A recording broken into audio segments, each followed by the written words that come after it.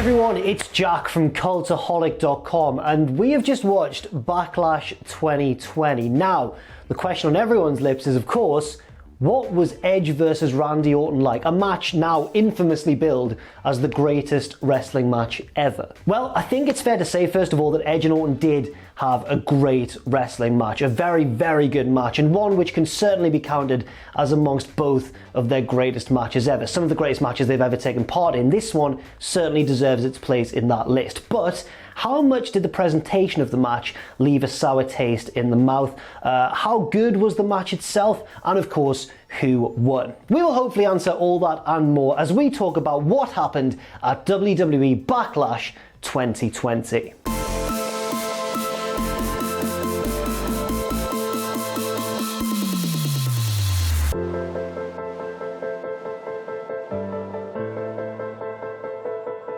First of all, we have to mention a match that got bumped to the pre-show, sadly, the United States title match between the champion Apollo Crews and the man he took that title from, Andrade. Andrade was, of course, accompanied by both Zelina Vega and Angel Garza, while Apollo Crews wasn't accompanied by anybody, but his ally Kevin Owens was on guest commentary. And they have a decent back and forth match. This was a pretty good one, but obviously quite short and limited because it was on the pre-show. Apollo looks to take control later on with a couple of standing moonsaults to cap off an impressive sequence of offense, but then Angel Garza gets on the apron to distract the referee. And it was implied that Garza had perhaps saved the match for Andrade because Apollo was trying to make a pinfall attempt on him at the time. Obviously the ref wasn't looking, but Kevin Owens springs from his commentary position, drags Angel Garza down off the apron and drops him with a stunner. Back in the ring, Apollo turns around, Andrade tries to hit his finisher, but Apollo reverses it and hits his toss powerbomb for 3. Bit of an awkward finish here because Andrade's arms were kind of behind his head, leaving his shoulders a little bit off the canvas, and the ref had to kind of go,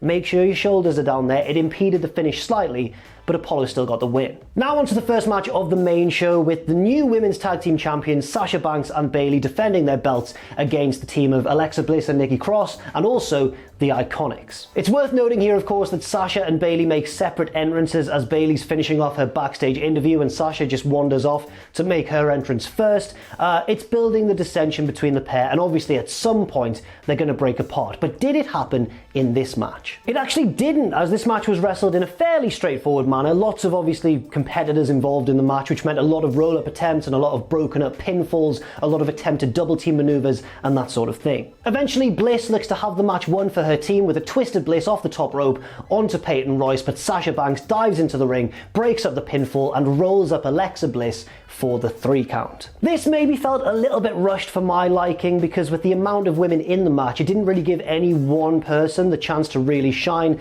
but again, that wasn't really what this match was all about, was it? It was all about furthering the implied dissension between Sasha and Bayley before putting it off longer and keeping us hanging on, I guess, waiting for that eventual breakup, and presumably, I guess, a babyface turn for Sasha Banks. Next up, the Urine feud between Jeff Hardy and Sheamus. It's been a bit of a controversial feud, a bit of a heavily criticised one, to be honest, but the match was comparatively straightforward. Sheamus was aggressive straight out the gate here because he had urine thrown in his face on SmackDown. He's attacking Jeff, he's ripping off his mesh thingy, but Jeff's mesh thingy won't completely give. Clearly it's made of strong stuff, perhaps similar to Mike Tyson's t-shirt on AEW recently. Now honestly, there were a few ropey spots in this one, often revolving around Jeff Hardy. There was a weird ring post thing where Sheamus slammed him into the corner and his leg seemed to slam into not the corner, but the ring post itself, and then Sheamus a little bit later went for kind of a black hole slam, but Jeff sort of just collapsed to the mat. It was a little bit iffy at times, this one. Jeff, of course, makes his big babyface comeback, evades the brogue kick and knocks Sheamus to the canvas and sets up for the Swanton Bomb miles away. He's way over the other side of the ring. I think even a 25-year-old Jeff Hardy would have struggled to make that one. But Sheamus springs up to cut him off and then Jeff shoves him down and goes to hit the Swanton, but Sheamus gets back up again and they both kind of collapse to the mat, and it's another slightly dodgy spot in this match. Sheamus now runs through his signature offense, hitting the white noise and the Texas Cloverleaf, but Jeff survives everything for now. Eventually Hardy nails the Twist of Fate and nails the Swanton Bomb as well, but Sheamus gets his foot on the rope at the very stroke of 3. They go outside the ring, Jeff jumps on the barricade, turns and leaps off, straight into a brogue kick from Sheamus. Sheamus rolls Jeff back in the ring, a second brogue kick, 1, 2, 3. This match felt like it dragged a bit for me, and of course there were those weird miscommunications here and there. It wasn't my favourite thing on the show by a long shot. I think it was probably the right decision to have Sheamus win for now, but yeah, I wasn't too big a fan of this one, and that's a shame because I am a fan of both guys. Next up, the Raw Women's Championship match with Asuka taking on the recently very criticised Nia Jax for her recent involvement in various matches that have resulted in a bit of an injury or a cut to her opponent, so she had a lot to prove here. And Jax dominated large portions of this match, throwing Asuka around, clotheslining her down, but Asuka, of course, as the brave fighting babyface champion, kept hanging on. Towards the end, Asuka goes for an armbar over the top rope, but Nia kind of collapses over and they let go of each other and both crash to the floor. And I think maybe they were supposed to hold on to the hold as they crash to the outside, because Asuka immediately just jumps into another flying armbar, a very impressive one, and takes Nia down again. Maybe a bit of improv there from the Empress of Tomorrow. Lovely, just slipping the nickname in there. I feel like a commentator. And then a finish that I didn't really enjoy. They keep brawling on the outside and brawling and brawling. Asuka hits a head kick and goes to get back in the ring, but the referee reaches the 10 count and it's a double count out. It's a tie.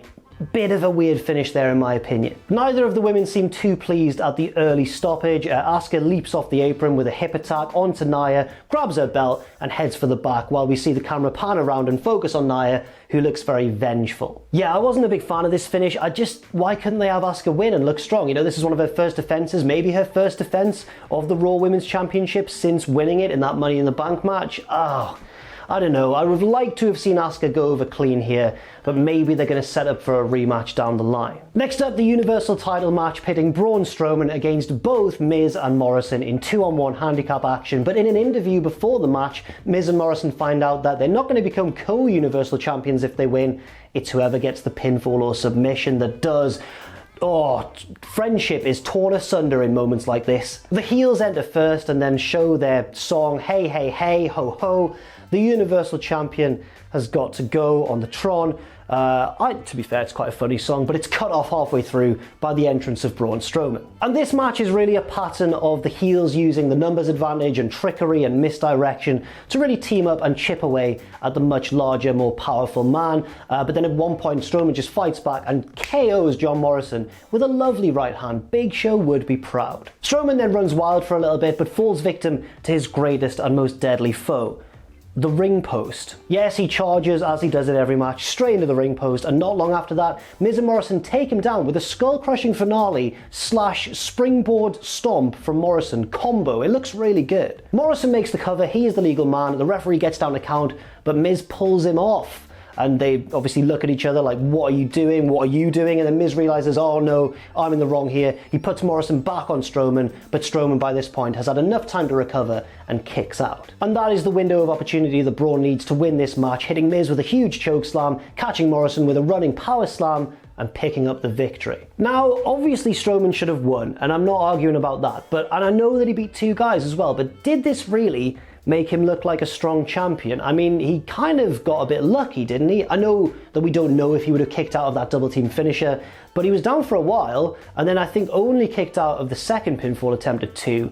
I don't know, I feel like Strowman didn't look as dominant here as I was maybe expecting. And it's worth mentioning as well that there was no cash-in from Otis here, even though he teased that he would do so in a backstage segment before the match. But Otis didn't appear in the arena, should I say, for the duration of the pay-per-view. Next up, one of my favourite matches on the show, certainly one of the stronger points of this year's Backlash, the WWE Championship match between the champion Drew McIntyre and his challenger, who's been built up really well, to be fair, Bobby Lashley, accompanied of course by MVP. Lashley does not wait for the bell to start things off, blindsiding Drew with the full Nelson. Drew wrestles a lot of this match with his ring jacket still on because of this ambush at the start. Bobby Lashley keeps that full Nelson locked in. The ref gets a couple more officials down. They all try and prise Lashley off, but eventually he lets go. But by this point, Drew is severely weakened. Eventually they call for the bell and the match starts, and Drew's not ready. It's not fair.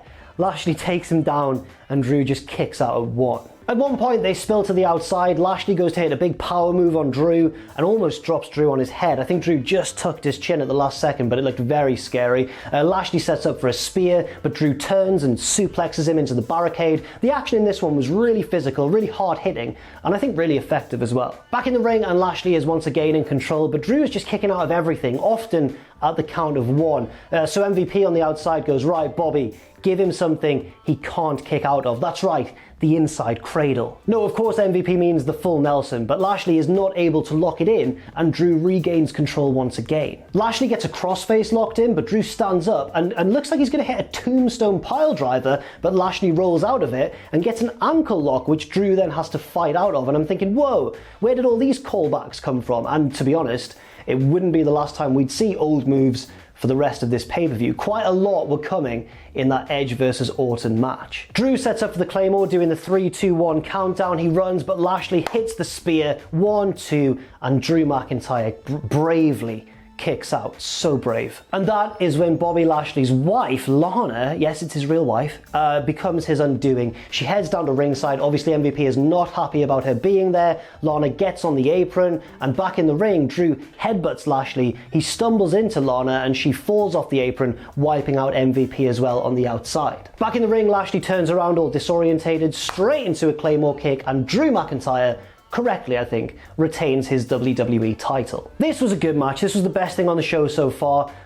Yeah, you know, the finish with Lana was a little bit dodgy. I maybe would have liked to have seen it not involve her, but they've been building up to that, haven't they, with the arguments backstage between MVP and Lana. So as long as it furthers Lashley's storyline, I don't have too many problems with it, and the action was largely good. Next up, oh my god, so a few weeks ago, I filled in for Tom on Raw Graded when he was having a day off, and I made no secret of the fact that I did not enjoy the bowling skit between the Viking Raiders and the Street Profits. This match segment that I'm about to talk about was like that on the mother of all acid trips. I don't think this ever officially became a match, but it was certainly an experience, a Viking experience, you might say. I'll try and walk through everything that happened. There was a lot here.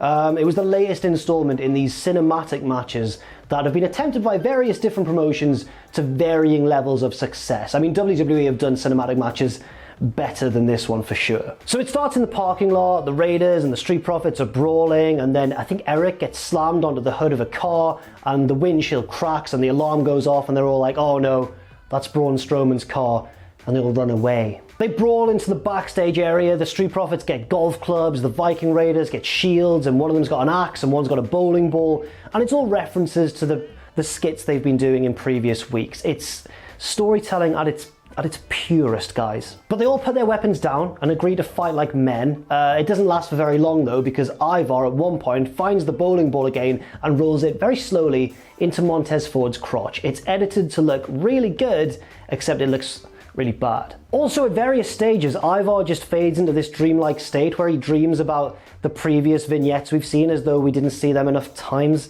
especially the bowling one. I had to relive that a few times in this match, as if the match itself was taunting me. They brawl to a different bit of the Performance Center, and Dawkins just pounces Ivar through a glass window, and then Ivar again slips into a dream, this time about his favorite thing, turkey legs. They all get back to the parking lot, and suddenly, okay, this is gonna sound like I'm making it up. I swear to you that this did happen. The fight is stopped by a fleet of motorcycles led by Akira Tozawa, and everyone else is a ninja around him, and he takes off his helmet and he's ready to go. He's ready to batter these guys, and I don't understand. We then get a very stereotypical kung fu action sequence with music and sound effects and camera cuts, and if it's your sort of thing, then it's your sort of thing.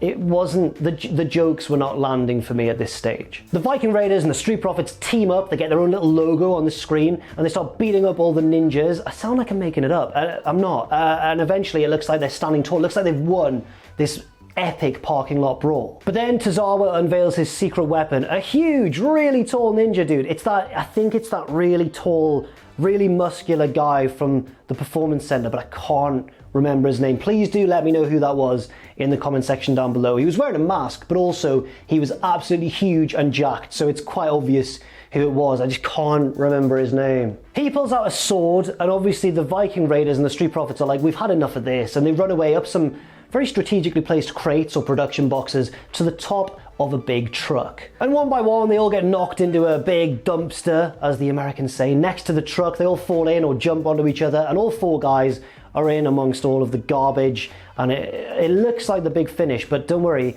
there's a couple more jokes left to come. Suddenly, who should come along but the official, who I think was meant to referee their match. She peeks over the rim of the dumpster and goes, "Guys, your match is up next, what the hell?" And they're all in there, just like dazed, and then we get another, by popular demand, we get another Ivar dream sequence where he dreams about all the women who've previously told him he's cute in all of these vignettes, and then it goes back to reality. Oh, there goes gravity, and the referee goes, "Ivar, you're pretty cute, you know that? Eric, you not so much." And it's the same joke we've seen. It's the same joke we've seen for the past 2 months. It's the same joke, I can't believe it. And all the boys are lying there, and suddenly the closing joke on just a absolute feast of jokes. There's a rumbling from within the dumpster, and they all go, "What's that?" And then a big tail appears. I'm not making this up, a big tail appears, and it's like a crocodile or an alligator or a sea monster or something, and they all run away. And that's how it ends. Yeah. And finally, after that, after the palate cleanser of all palate cleansers, we get to the greatest wrestling match ever before it's even happened. Edge versus Randall, Keith, Orton. And first we have to talk about the presentation of this match, because they've pulled out all the stops for this. Charles Robinson has old school referee attire. He's got the light blue shirt, he's got the bow tie. We have the old school MSG style mic to do the ring announcements at the start. We have the Greatest Showman music playing during the ring announcement at the start as well, which is an odd choice. And also we have the two things that were most noticeable in this match. Special camera angles, which occasionally intruded upon the match, but weren't quite as bad as I thought they were perhaps going to be. And then something which did impact my enjoyment of this match, the piped in crowd noise. Now for you watching at home, I don't know how effective this was for you, but for me, making the Performance Center sound like a massive, huge, like open air, like making it sound like WrestleMania 3 basically, was not a wise move in my opinion, and actually did feel a bit patronizing at times. A nice touch though was the use of Howard Finkel's voice, RIP of course, to announce Edge and Randy Orton. That was a really nice touch, and I did enjoy it. That was perhaps the only special element that I did truly enjoy to this match. But now onto the match itself, which again, as I said in the intro, was very, very good. So let's take a look at what happened. There was quite a lot, so let's break it down. So they start off very slowly, very tentatively. There's a lot of evasive maneuvers by both, particularly Orton, who is still great at those. There's a lot of headlocks and a lot of sort of fighting for control on the canvas and exchanges of little submissions here and there. And it's building nicely to what you sense is going to be a more grand conclusion. The first big moment comes with Orton on the apron and Edge on the second turnbuckle, but outside of the ring, facing, down the apron. He leaps off, big clothesline to Orton, and when Orton rises from his bump, he's busted wide open, guys.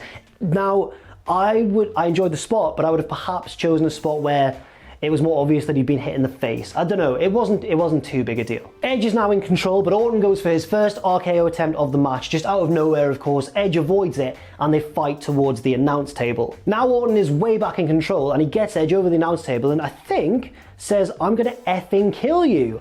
What, PG, guys? Back in the ring, and we get one of many tributes to other superstars in this match. This one, perhaps the best of all, to Eddie Guerrero. Orton goes for the Three Amigos, but Edge blocks the third one and then hits 3 suplexes of his own. Very nice stuff. And then Orton goes for the Angle Slam. It's only enough for 2, but commentary do a good job here of flagging up the fact that Angle predicted that Edge would win this match, and this could be Orton perhaps just kind of having a little cheeky dig at Kurt Angle through the use of his finisher. And then we get a lovely sequence of this match where Edge is just busting out every counter he can think of like it's WrestleMania 24. He gets out of a draping DDT attempt by Orton and hits the Edgecution for 2, but that's not all. He then reverses an RKO into the Edge-O-Matic for 2, then he goes for a spear, but Orton goes for an RKO, but Edge gets out of that, and then he hits the Unprettier, Christian's finishing move, again for 2, but this was one of the best parts of maybe the best part of the entire match. Orton then ups the stakes more, nailing a pedigree, a tribute to his favourite wrestler, Seth Rollins, but again, that is only enough for 2, and Orton looks really shocked. So then Edge fires back with, this one might have jumped the shark slightly, but I think I quite liked it given the context. Edge fires back with the signature move of one of Triple H's greatest rivals, The Rock. Oh, by the way, the pedigree was an homage to Triple H, not Seth Rollins. That was just a little joke. Edge hits the rock bottom, and again, Orton kicks out at 2. We then get a series of roll-ups. Orton finally nails the RKO, 1-2, Edge kicks out. Later on, Edge gets a spear, and then a second spear, 1-2, and Orton kicks out of 2 spears in a row. Edge scales the turnbuckle, jumps off and turns in midair straight into an RKO out of nowhere, and again kicks out of 2. I know the argument that, you know, these days wrestlers kick out of too many finishes and everything, but I always think, given the correct circumstances, it is forgivable. And I do think that this match, the way that they build it from the opening bell, really was an example of the correct circumstances. And then the finish of the match with Edge locking in his head and arm triangle submission, the move he recently added to his arsenal. Orton, out of view of the referee, goes low, catches Edge in the crotch and nails him with a punt kick, and finally that is enough for the 3 count. This was a great match, leagues ahead of their last man standing match at WrestleMania, and as I said in the introduction, probably one of both men's greatest matches ever. But I can't emphasize enough how much I wish that they hadn't presented this the way they did, as the greatest match ever, because then you've put it on a platform that it can't possibly live up to. Yes, it was an amazing match. Yes, it exceeded all of my expectations, but was it the greatest match ever? No, it wasn't. I mean, for you it may have been, and if it was, then totally fair play to you, because it was a brilliant match. But I think for the vast majority of us, it wasn't the greatest match ever. It was just a really, really good one. So yeah, that's my thoughts on the greatest match ever, the WWE informed greatest match ever. I think it was a really, really good match. One of WWE's best of the year. Maybe it'll be their match of the year come the end. But at the same time, it was built up to a level it just couldn't, an impossible level to hit, really. After the bell, Orton gets in Edge's face as he just looks shell-shocked on the canvas and says, "Tell Beth and the kids that Uncle Randy says hi." Orton heads to the top of the stage as EMTs come down with a stretcher. It looks like Edge is going to do a stretcher job, but he pushes the help away and just continues to look pretty devastated in the middle of the ring. And that is how Backlash 2020 ends. A show which was a bit of a mixed bag in my opinion, with one great match, Bobby Lashley versus Drew McIntyre, and one incredible match between Randy Orton and Edge, but a match that, you know, couldn't live up to the impossible bar it was set.